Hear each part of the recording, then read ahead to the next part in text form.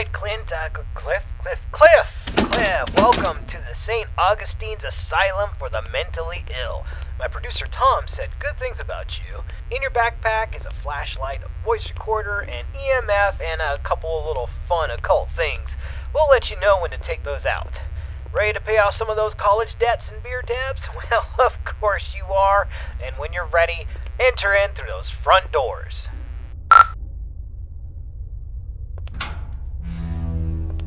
Nice, the door was unlocked.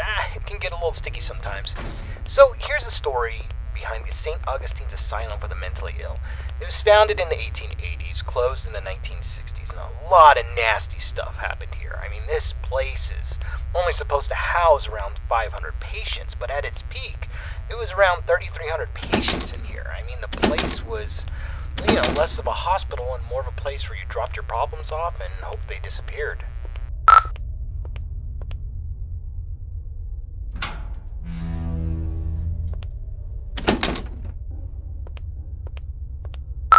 This is where the 100 hallways patients would convene, and we heard that the patients pre-1920 actually received decent care.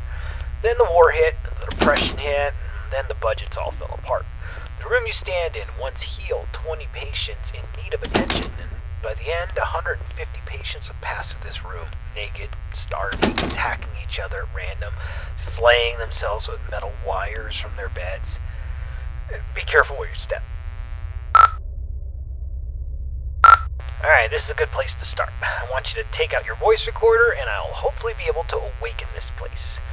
Okay, spirits of St. Augustine, please reveal your presence to us. Show us that you are in this room. Feel free to interact with anything, or speak to us. Use your words, use your voice, and let us know that you're here. Okay, play that back. Know that you're here.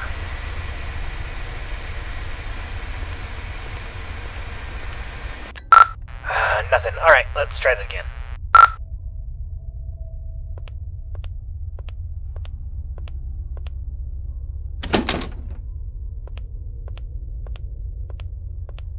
Alright, let's try this. Ghosts of St. Augustine, please let us know that you are still in this hospital. I give you permission to reveal yourself. I give you permission to come to life. Just give us a sign that you're here. Tell us where you are. Speak to us now into this microphone. Alright, check that. Now into this microphone. Alright, let's try one more spot.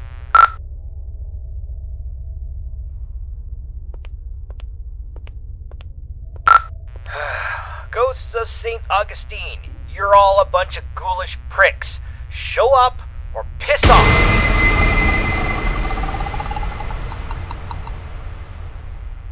Whoa, did you hear that?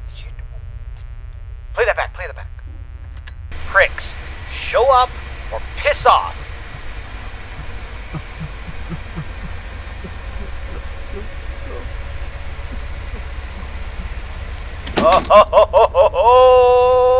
Alright, looks like we got an investigation. Alright, I want you to go down the morgue hallway, and we're going to continue our investigation in the other gathering area.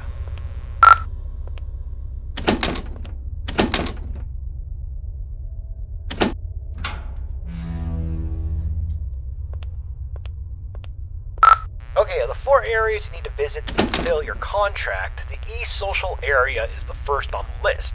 This is the area where the inmates who were deemed a danger to society would convene. You'll go to this room and perform a summoning ceremony. So walk into the center and we will begin.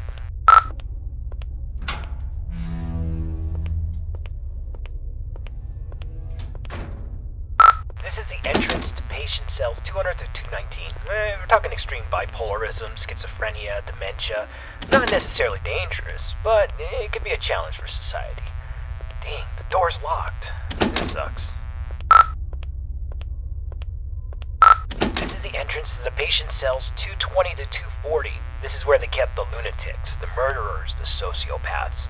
The worst of the worst, including Clive the Peeper Johnson. You'd think he would be a pervert with the nickname the Peeper, but the truth is far worse. manipulative and very intelligent. He was a murderer and a maimer. Most of his victims could never identify him because he managed to convince them to gouge their own eyes out with metal wires and even their own fingernails. He came here due to legal loopholes, and when the facility went off the rails and the doctors stopped caring, he jumped into action. The patients who didn't listen were tortured, and the ones who did wandered around the facility, blind, screaming, and in constant fear. This door's locked too. Let's just start the ceremony.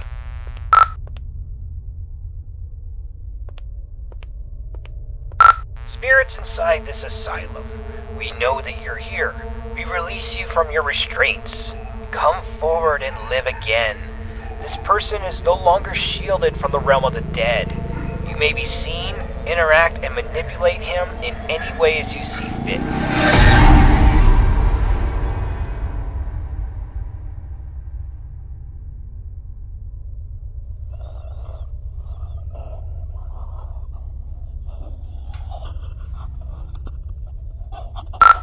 Don't just stand there. Go check it out.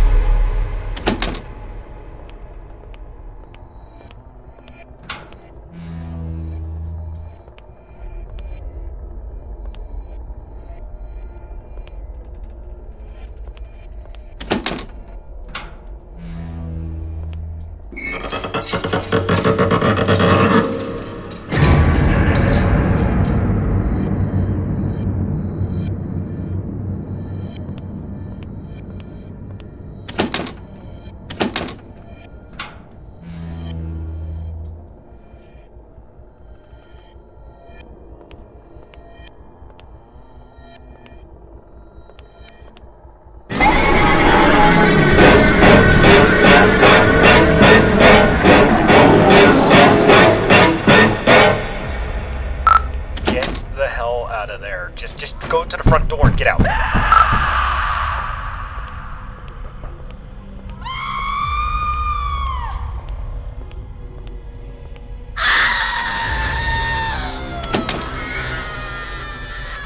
Alright, get out of this hallway and take your second right.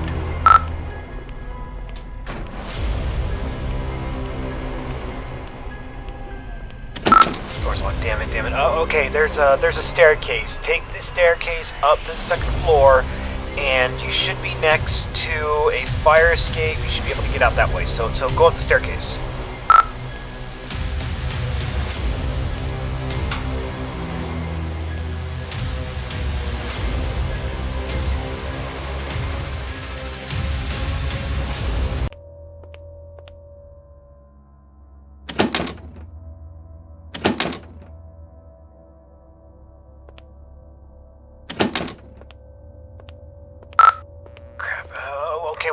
Let's go get something to pry this door open. Go back downstairs. I bet you there was something downstairs we could probably use.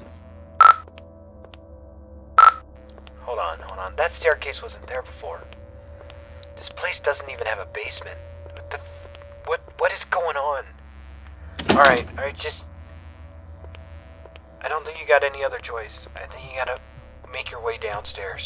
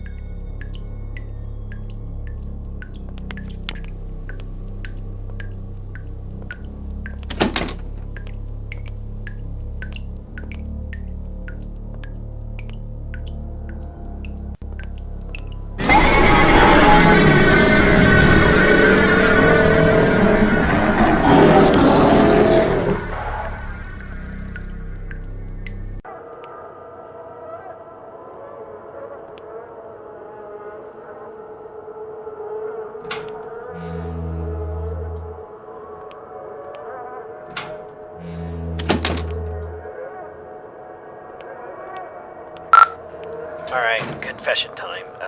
It's about the eyes. I kinda had this from you. There's an urban legend, and I repeat, it's an urban legend about the peeper, Clive Johnson. You see, there was a patient who suffered from dementia and swore that Clive was more than just a mere man, and he would kind of haunt this patient all throughout the day. Rampant hallucinations that progressively got worse, but at night he never saw the peeper. Then he discovered that if he closed his eyes, he could escape Clive, but whenever he opened them, Clive would be there, waiting for him and getting closer and closer. Eventually, the patient used a fork, and he blinded himself.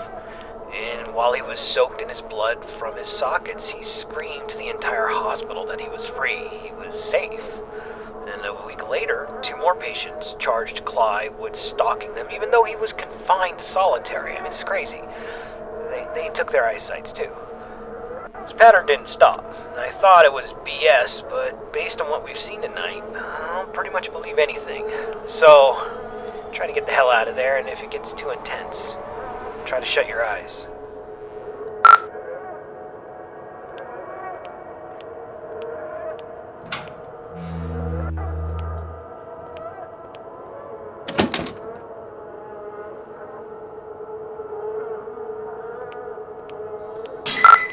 Damn flashlight broke. I can't use that anymore.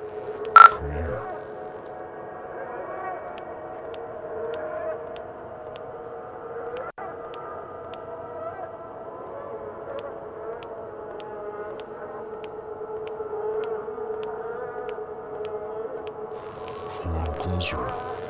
I see you now. Crap, it's Clive! Run! He sees you!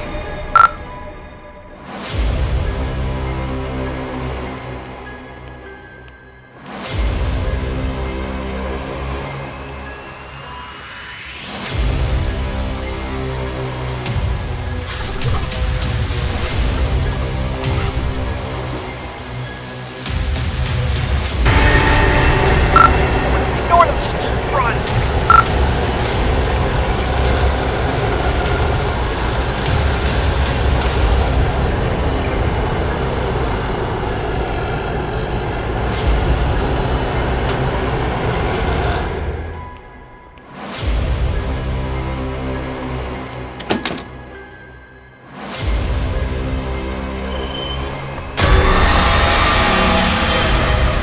Oh, crap.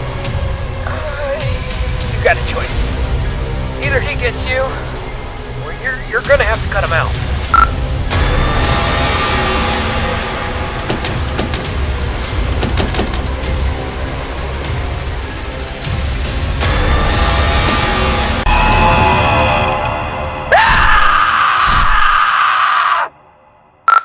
Holy crap, man. I can't believe you just did that.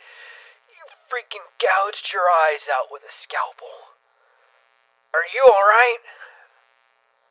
I know you're not. Holy crap. Alright. We're getting a picture from your camera. Bad news is it's pitch black. There's no light. Your room, there's nothing I could see. The flashlight went out, and we don't even know where you are. I'm not going in there. Are you going in there? I'm not going in there. Hell no. Look, if you can't feel anything, I'm sorry, but we're not coming. I'm sorry, man. I have to go. I'm sorry.